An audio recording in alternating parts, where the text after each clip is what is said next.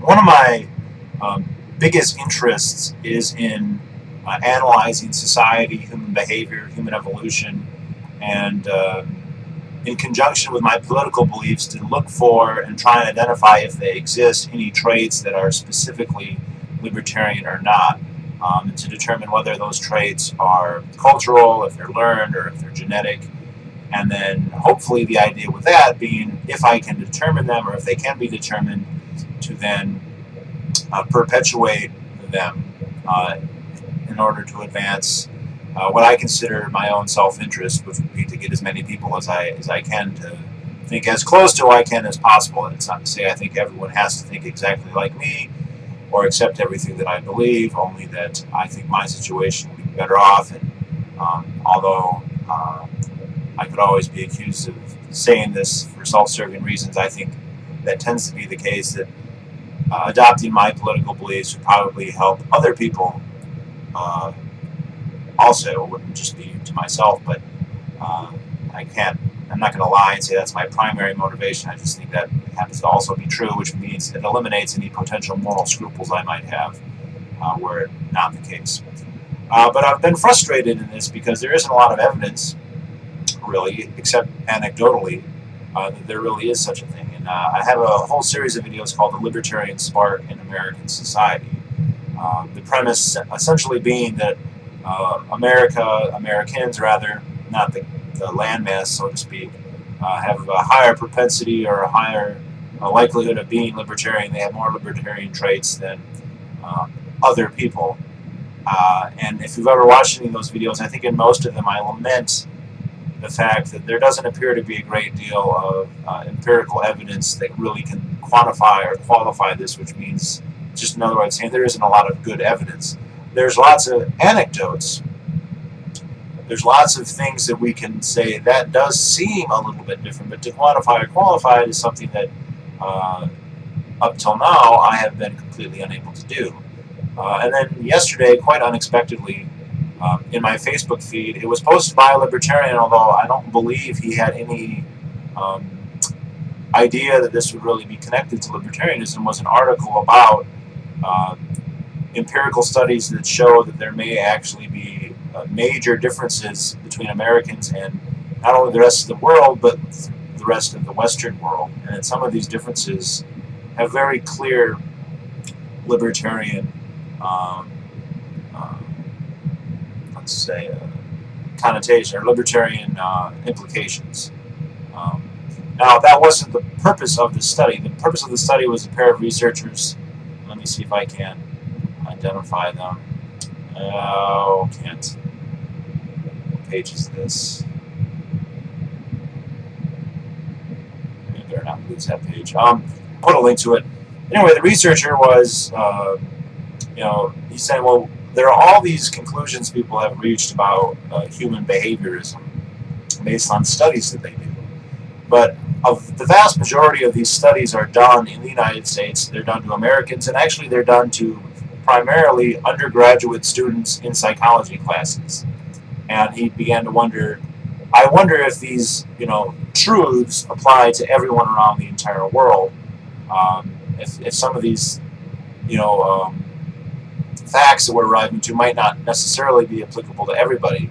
The implication wasn't being that everyone everywhere is radically different, only that maybe some of the things that we are assuming are similarities might actually not be. And so he went and tested some tribes people in South America and found that indeed in certain areas they were actually very different. And he did this way back in the early 90s, I think 1994. And it got him thinking that there might be a systemic problem with the social sciences, and that they're consistently testing a very, very narrow slice of humanity, as he puts it, essentially Americans and other Westerners. In fact, once you count all Westerners, that accounts for about 99% of all the research that's being done in the social sciences.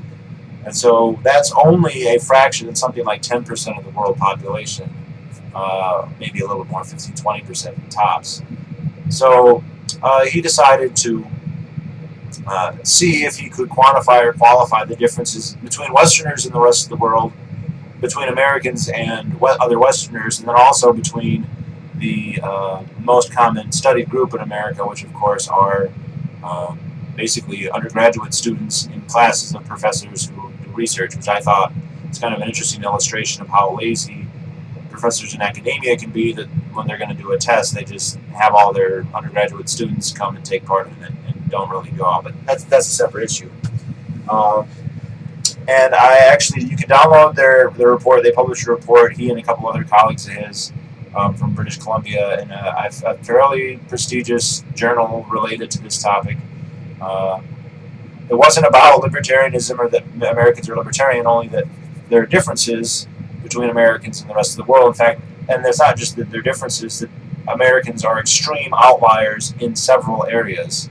And some of those areas are very relevant when it comes to libertarianism.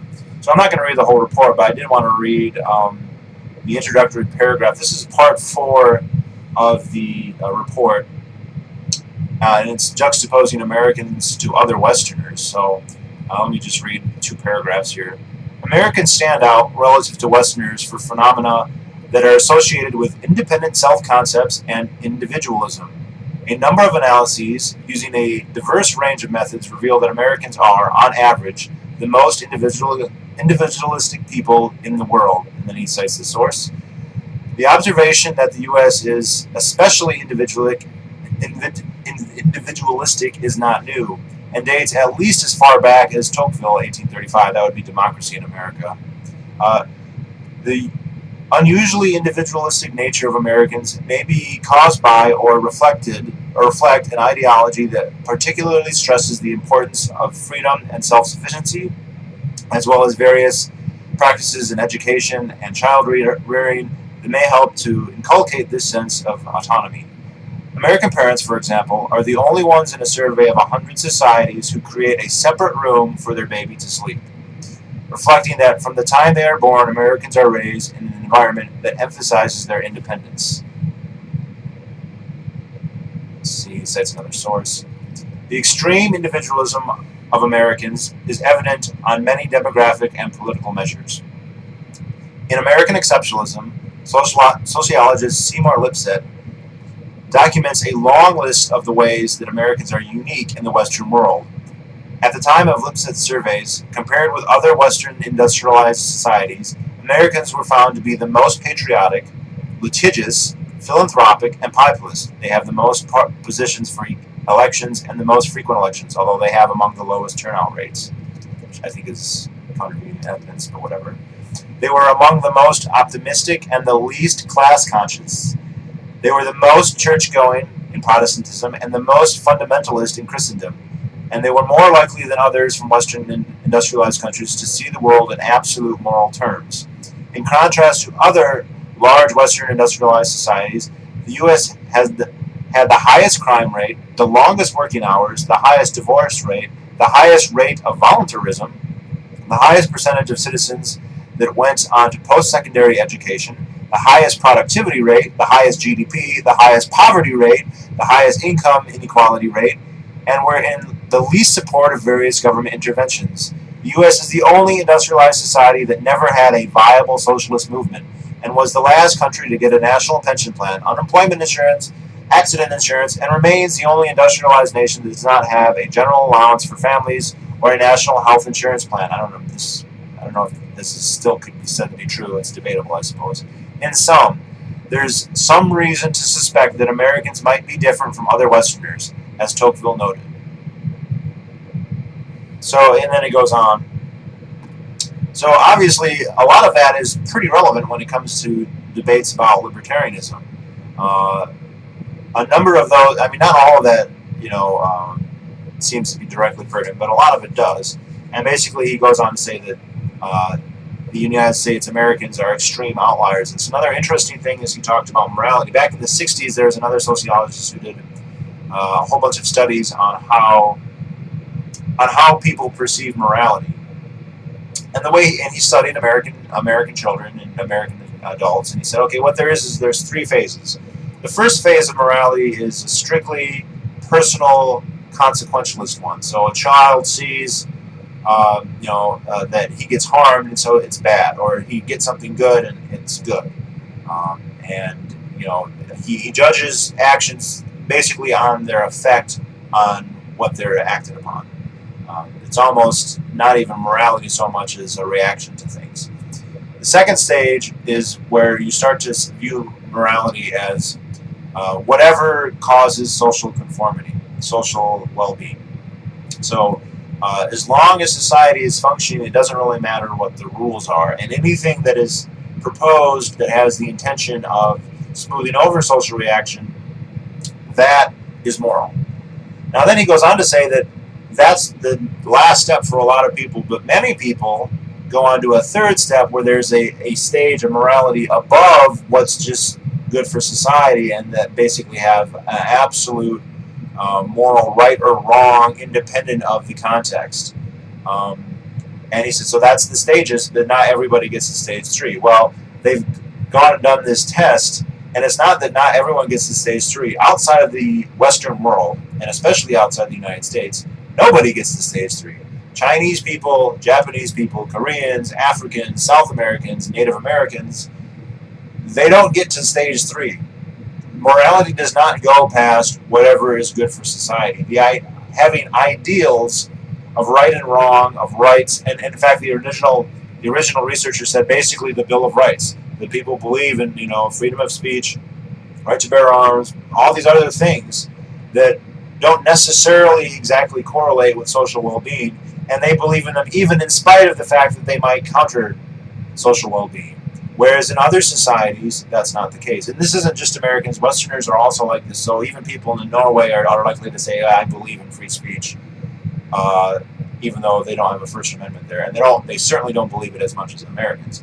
And I thought that was very interesting because that very strong sense of morality, of an objective ethic, and I don't just mean objectivism, correlates very strongly with libertarianism. Even libertarians who are moral nihilists are sensitive to that in a way that most people aren't throughout the world.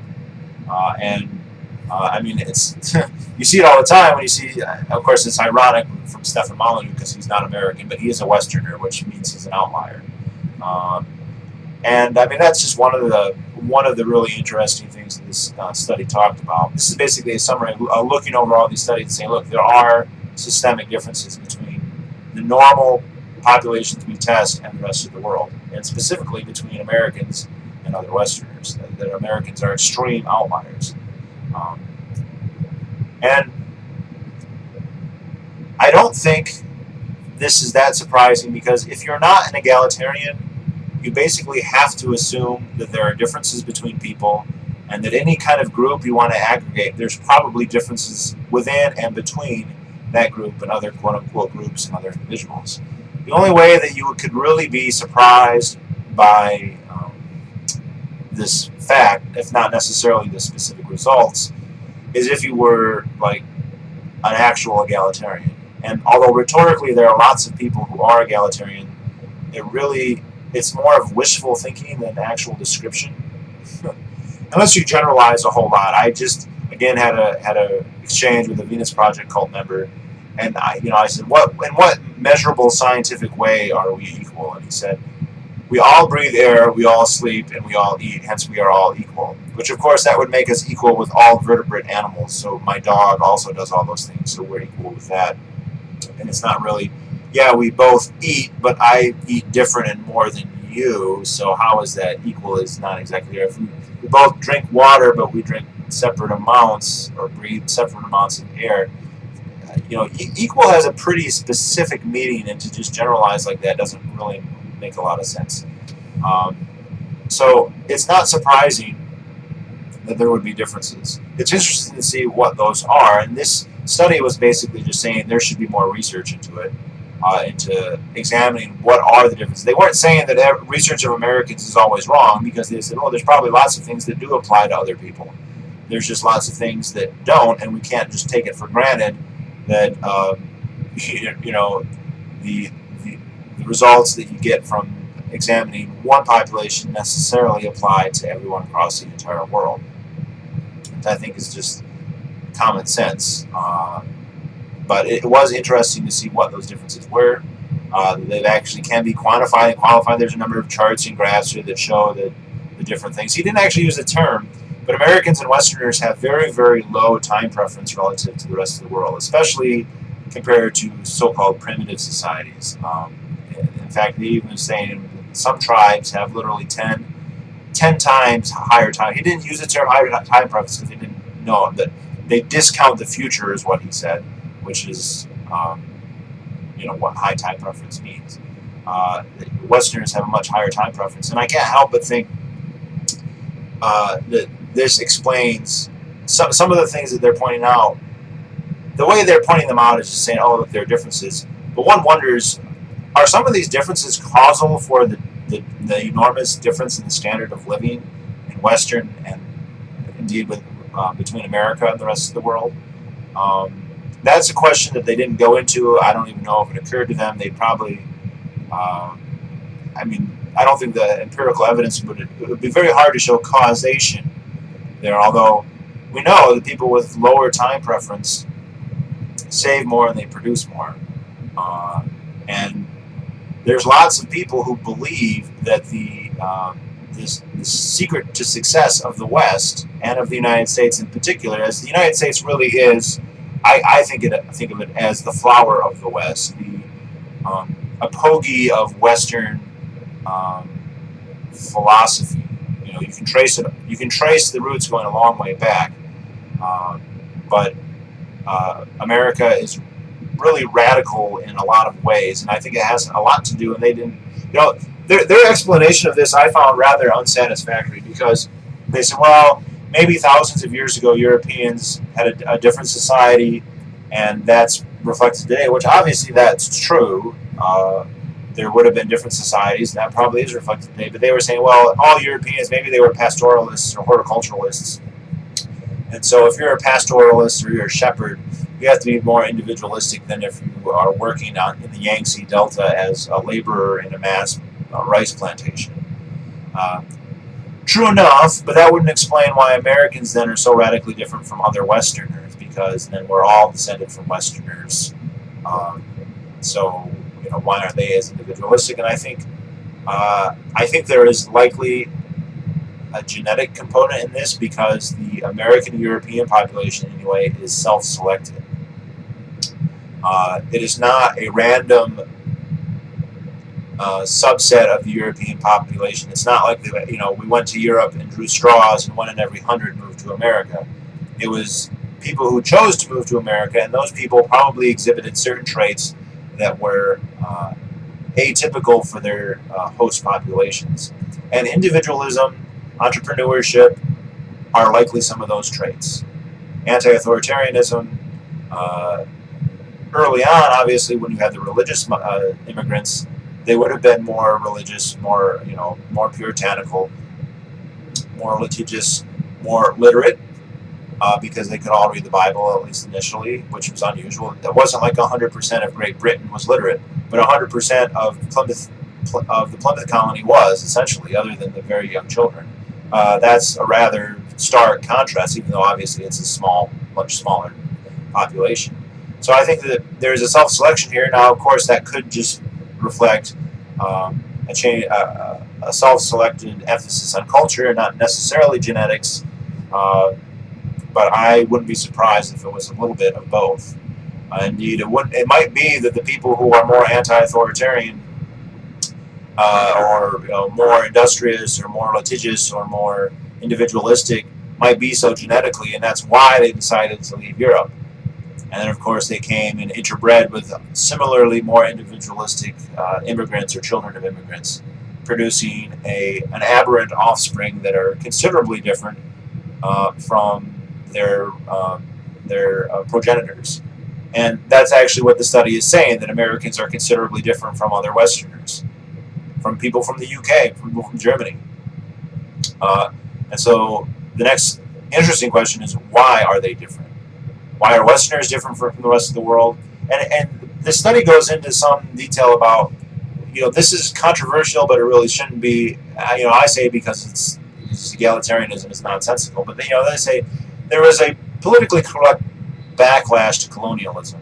There's all this racism and colonialism, and that was justified. And people would say, "Hey, look, we're different from the rest of the world. We're better, basically, here's why we're smarter, we have bigger brains, and or whatever else. We have Christianity, and there is an enormous backlash that's racist and that's bigoted, and so the new politically correct thing to say is, well, we're all the same. There aren't any differences, when clearly there are differences. And I'm not just saying genetically, because I think there are genetic differences, but you could just say, hey, there's cultural differences.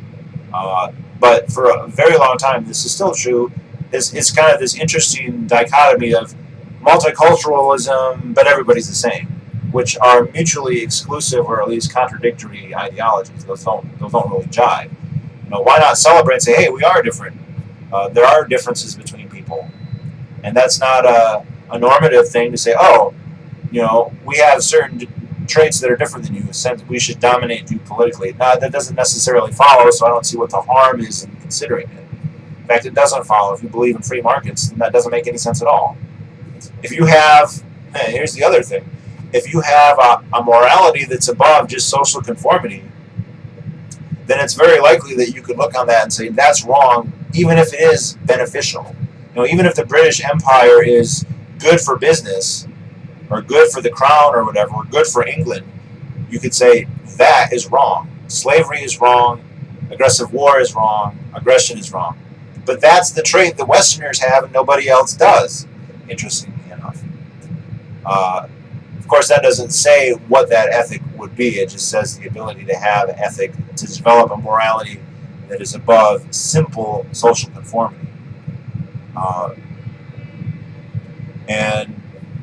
There's a couple traits like that, and one has to wonder, are these significant? Because the other kind of corollary of this, when people try and explain the Great Divergence, the explosion of prosperity that happened in the West, and again, particularly in the U.S., which makes you think that there's a related trait that, for whatever reason, was more accentuated in the U.S. than it was in the West generally. When people have tried to explain this, it has essentially been a coincidental, like, oh, there's just some happenstance coincidence of the geography or of history that made it. So there's a famous book, Guns, Germs, and something else. He's just saying, well, Europeans just got lucky because everyone else got sick. And they just have, or they just happen to have resources. And it just doesn't follow, because people in the old world tended to have immunity to lots of diseases. In the New World, that's a different story. But Africans and East Asians, it's not like they never got smallpox before the Europeans showed up. In fact, in tropical regions, Europeans still to this day are susceptible to numerous diseases that the native populations are less susceptible to. And so, if anything, equatorial Africans would have an unfair advantage vis-a-vis Europeans. Secondly, Europe is not this huge landmass. It's not really that conducive to a single political unity, unlike China, for instance, which is and has had a unified state for more or less. It fails periodically, but for a long time, millennia.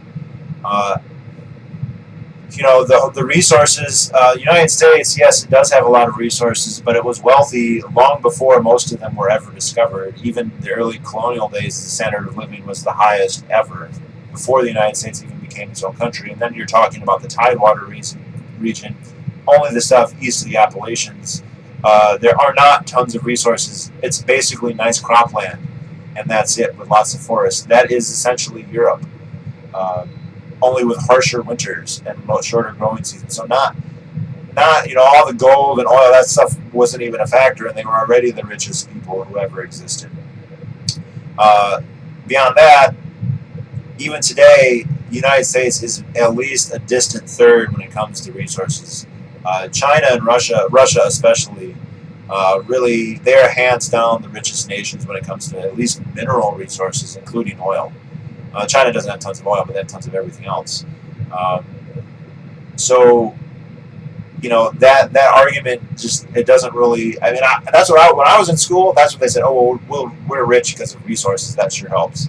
Well, like, okay, why is Dubai? Well, Dubai has money, but why is Luxembourg rich then? Why are these microstates rich necessarily? They don't have tons of resources.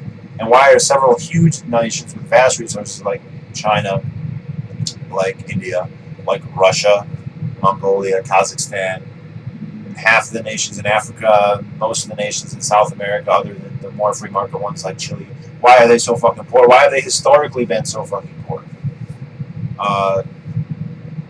And the whole thing is say, well, it's free market capitalism, and I agree with that. But then that just begs the question: why did free market capitalism develop in Northern Europe? It really kind of developed in England and the Netherlands and a little bit in France, although the French state ended up really just putting the brakes on that in a big way, which has probably been detrimental to France's history ever since. It's made them second best always to England and third or fourth best once the Germans got in on the act. I don't mean just best because they fucking lose so many wars, because they actually won some wars. I mean it's best in the sense that their standard of living, their productivity, their innovation, just isn't quite as good. It's not terrible. It's not third world. It's just not first rate either. So why did that happen in the Netherlands and Great Britain, and why did it flower so much in the United States? Those are good questions that I don't have the answers to. I can speculate, but I can't really know. This study, of course, doesn't claim to know, but it is saying we should do more research in this area. So I was very happy to see this study. There is empirical evidence that the anecdotal impression that I had and other people had as well, that Americans are indeed more individualistic than other people. Every characteristic that they listed were ones, none of them were contrary to libertarianism. There are a couple that I thought were neutral, but several that I thought were pertinent to it. So I found that very interesting. I will try and put a link to the study. If I don't, let me just read the title right now. You'll be able to find it. The Weirdest People in the World.